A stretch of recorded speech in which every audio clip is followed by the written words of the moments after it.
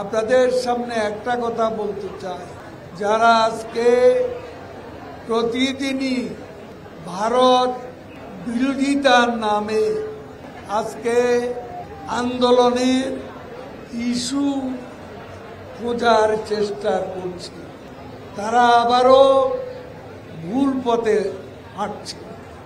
সে আইয়ুব খান থেকে শুরু করে আওয়ামী লীগের গোটা ইতিহাস, আওয়ামী লীগকে ভারতের বন্ধু বলে সেবাদার বানানো যারা চক্রান্ত করেছে, সেই আওয়ামী লীগ বঙ্গবন্ধুর নেতৃত্বে বাংলাদেশ স্বাধীন করেছে এবং সেই আওয়ামী লীগ আজকে যে অর্জন, উন্নয়ন, সমৃদ্ধি সবই কিন্তু স্বাধীনতা পিতার হাতে, মুক্তি হচ্ছে কন্যার হাতে।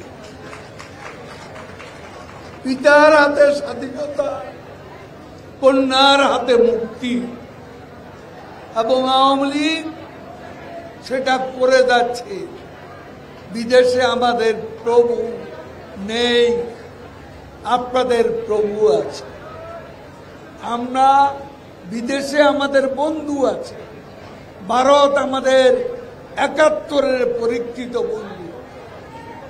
আপনারা তো হৃদয়ে চেতনায় স্বাধীনতা ধারণ করেন না, কাজে ৭১-এর চেতনাও আপনারা ধারণ করেন না।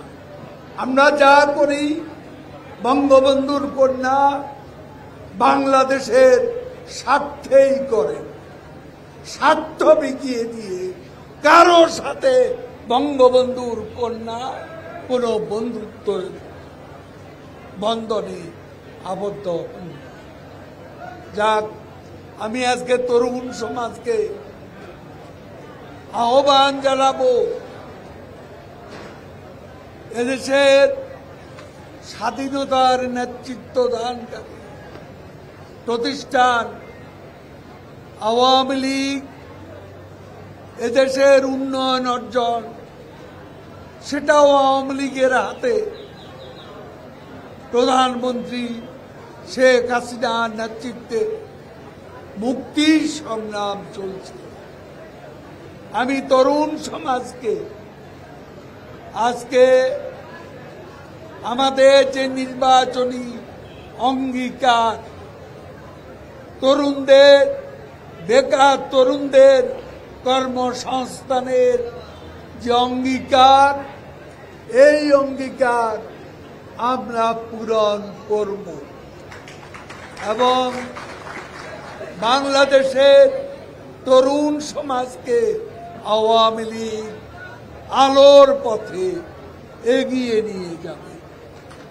আমি তরুণ সমাজকে বঙ্গবন্ধুর আদর্শে, শেখ হাসিনার নেতৃত্বে আওয়ামী লীগে যোগদানের আহ্বান জানাই।